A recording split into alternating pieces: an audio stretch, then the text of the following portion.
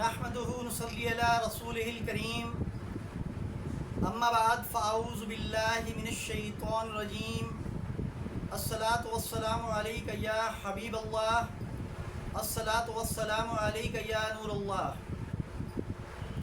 मैं अपने तमाम नाज़रीन, सामीन, हाज़रीन को सबसे पहले अस्सलामु अलैकुम व रहमतुल्लाहि व बरकातुहू अर्ज़ करता हूँ। और आज मैं आपको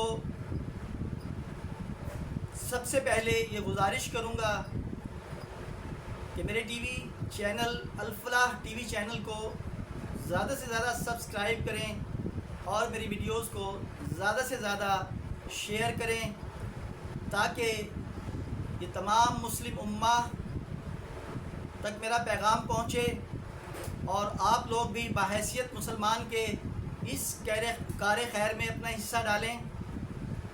आप सबसे ये गुजारिश है। और अब जो ये मेरी एपिसोड नंबर 3 है, ये है कि 1953 में जो तहरीक चली उसके महरिकात क्या थे, और इसमें आपको बताऊंगा इस तहरीक में किन किन उलमाए कराम ने क्या क्या किरदार अदा किया और किन उलमाए कराम को सज़ाए मौत की सज़ा सुनाई गई। तो आप देख रहे हैं अल-फलाह टीवी चैनल। मैं हूं सैयद जावेद इकबाल बुखारी। ये 1953 में चलने वाली ख़त्म नबूवत में चलने वाली तहरीक ख़त्म नबूवत के क्या महरिकात थे, जिसकी वजह से लाहौर में मार्शल का निफाज करना पड़ा, जिसकी वजह से हज़ारों लोगों को लाहौर की शाहराहों पर ज़िबा कर दिया गया और लगभग 10,000 पाकिस्तानी मुसलमानों को शहीद किया गया। अब आप सोच सकते हैं कि हज़ारों की तादाद में लोगों ने अपनी जानों का नजराना पेश किया आका सल्लल्लाहु अलैहि वसल्लम के नामोस पर। इस तहरीक में उलमाए कराम सैयद अताउल्लाह शाह बुखारी, मौलाना अब्दुल सत्तार खान नियाज़ी, मौलाना मौदूदी का क्या किरदार था और किस किस उलमा को शाही किले में कैद डाला गया और किस आलिम दीन को सज़ाए मौत की सज़ा सुनाई गई। ये मार्च 1953 था। ख्वाजा नाज़िमुद्दीन पाकिस्तान के वज़ीर आज़म थे। मियाँ मुमताज़ अहमद दौलताना पंजाब के चीफ मिनिस्टर और गवर्नर जनरल मलिक ग़ुलाम मोहम्मद थे। मिर्ज़ा ग़ुलाम अहमद कादियानी के नाम लेवाओं के ख़िलाफ़ कुफ्र के फतवे तो अरसे से लग रहे थे, मगर अभी तक मिर्ज़ाइयों को काफिर करार नहीं दिया जा सका था।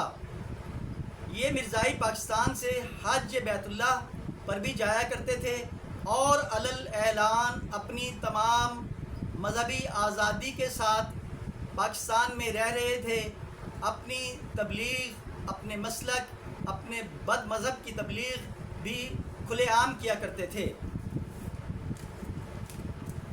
1952 में मिर्ज़ाइयों ने यह ऐलान किया था कि 1952 में सूबा बलूचिस्तान को मिर्ज़ाइयों का सूबा बना दिया जाए, और इस ऐलान के बाद सैयद अताउल्लाह शाह बुखारी ने कहा था, ये बयान आज भी उनका ऑन द रिकॉर्ड है कि 1952 का साल कादियानियों तुम्हारा है और 1953 का साल हमारा है।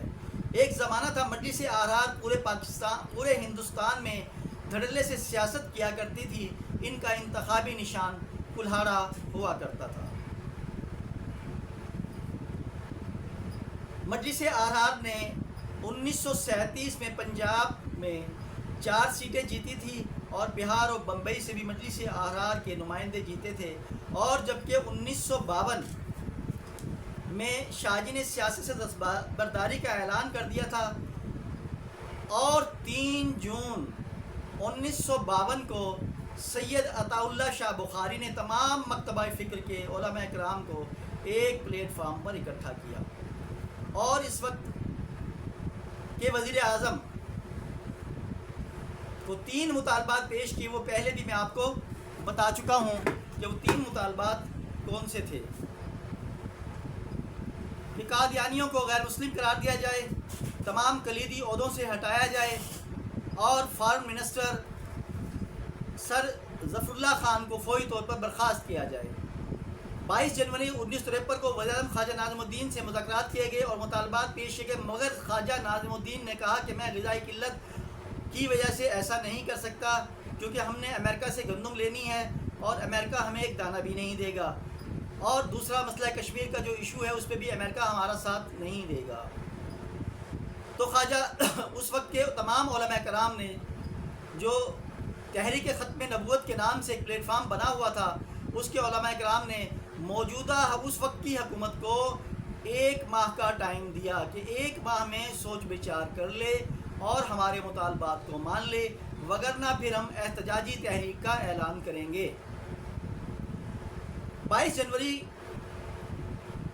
1953 کو یہ مطالبات پیش کیے گئے اور 22 فروری 1953 کو 1 ماہ کی مدت ختم ہو گئی، اور پھر ختم ہونے کے بعد کراچی میں انتخابی احتجاجی جلسے شروع کیے گئے۔ کراچی سے احتجاجی جلسہ شروع کیا گیا۔ 26 اور 27 کی درمیانی شب کو مجلس احرار کے دفتر پر چھاپا مار کر سید عطا اللہ شاہ بخاری، مولانا ابو الحسنات قادری، مولانا حامد بدایونی اور ماسٹر تاج الدین انصاری کو گرفتار کر لیا گیا، اور اس کے علاوہ تمام مرکزی قیادت کو مختلف شہروں میں چھاپے مار کر گرفتار کر لیا گیا۔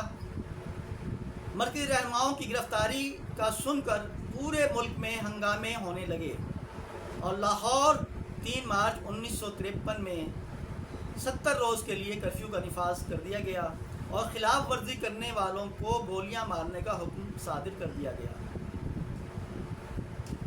کرفیو کے باوجود بھی حالات کنٹرول سے باہر ہوئے تو گورنر جنرل غلام محمد نے مارشل لا نافذ کر دیا۔ 6 مارچ 1953 کو میجر جنرل اعظم خان کو کمانڈ سونپ دی گئی۔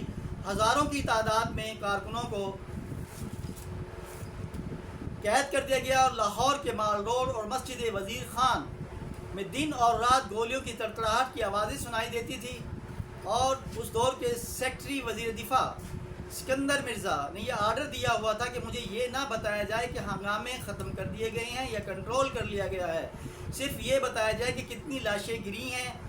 ان دنوں میں مولانا عبدالستار خان نیازی، جنہیں مجاہد ملت کے نام سے یاد کیا جاتا ہے، پنجاب اسمبلی کے ممبر ہوا کرتے تھے۔ مولانا عبدالستار خان نیازی کو ایک پولیس آفیسر مسجد وزیر خان سے گرفتار کرنے کے لیے آیا، تو ایک نوجوان نے، جوشیلے نوجوان نے اور ایمان کی طاقت سے بھرپور نوجوان نے اس پولیس آفیسر کو چھرا گھونپ کر قتل کر دیا۔ اس قتل کے چند روز کے بعد مولانا عبدالستار خان نیازی پنجاب اسمبلی کے اجلاس میں شرکت کے لیے جا رہے تھے، اور انہوں نے اس اجلاس میں ایک پرائیویٹ بل پیش کرنا تھا جس میں قادیانیوں کو غیر مسلم قرار دلوانے کے لیے قرارداد پیش کرنی تھی۔ تو پولیس نے انہیں راستے سے گرفتار کر کے شاہی قلعے میں نظر بند کر دیا، اور دوسری طرف قادیانیوں کے خلاف کتابیں اور پمفلٹ لکھنے والے مولانا مودودی کو بھی گرفتار کر کے شاہی قلعے میں بند کر دیا۔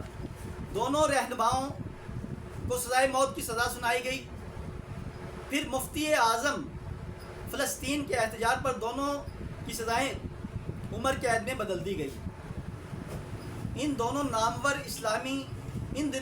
اسلامی اسکالر ڈاکٹر اسرار احمد ان دنوں میو ہسپتال میں جاب کیا کرتے تھے بحیثیت ڈاکٹر کے۔ وہ بتاتے تھے کہ ہسپتال کی چھت پر کھڑے دیکھ رہے تھے کہ فوج نے نسبت روڈ پر ایک سرخ رنگ کی لائن کھینچ دی تھی۔ اس کا صاف یہ مطلب تھا کہ اگر یہ لائن کراس کرو گے تو گولی مار دی جائے گی۔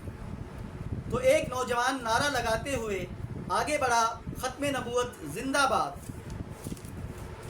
تو فوج نے اس کو گولی مار دی۔ پھر اس کے بعد ایک اور نوجوان نعرہ لگاتے ہوئے ختم نبوت زندہ باد کا نعرہ لگاتے ہوئے آگے بڑھا تو اس کو بھی گولی مار دی گئی۔ یہ ماجرا ڈاکٹر صاحب دیکھ رہے تھے اور ہسپتال کی چھت پر کھڑے تھے۔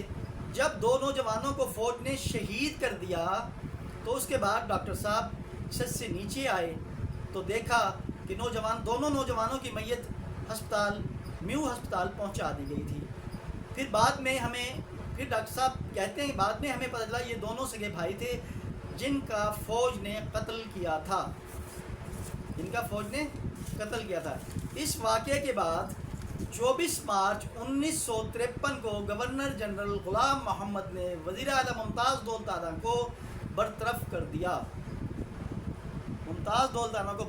دیا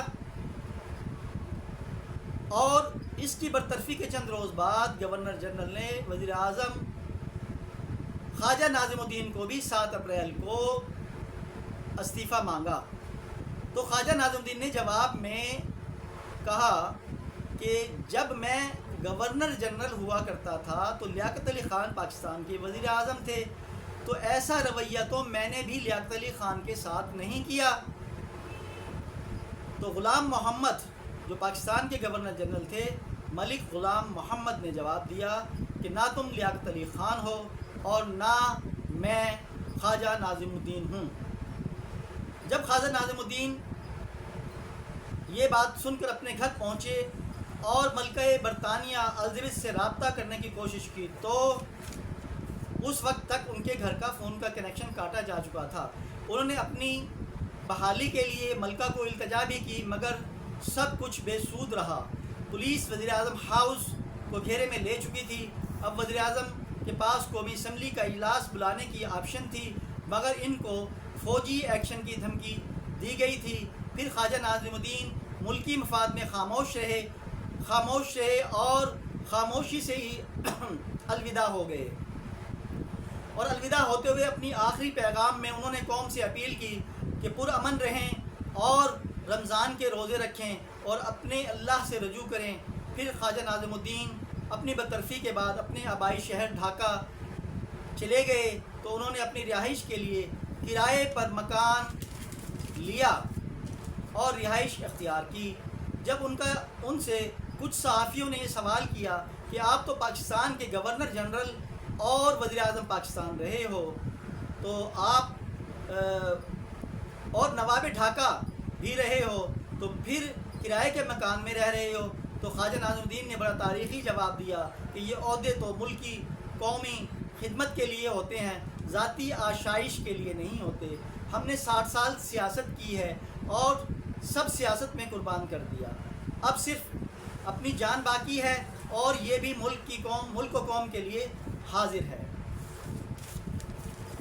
تو یہ ہمارے اس وقت کے رہنما تھے۔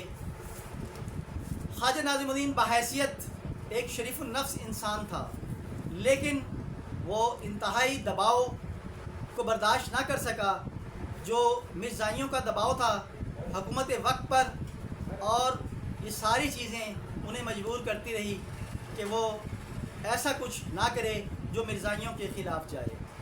تو یہ تھی میری اس سلسلے کی تیسری قسط۔ انشاءاللہ اگلی قسط کا آپ انتظار کیجئے، اس میں پھر آپ کو 1974 کے حالات اور واقعات کو بتایا جائے گا کہ 1974 میں پھر یہ تحریک دوبارہ سے تحریک نظام مصطفیٰ اور تحریک ختم نبوت کے نام سے چلی، اور پھر یہ تحریک کس نہج پر پہنچی اور پھر اس کے بعد اس تحریک نے کیا رول ادا کیا اور اس تحریک کا کیا مقاصد تھے اور اس تحریک نے کیا کامیابی حاصل کی۔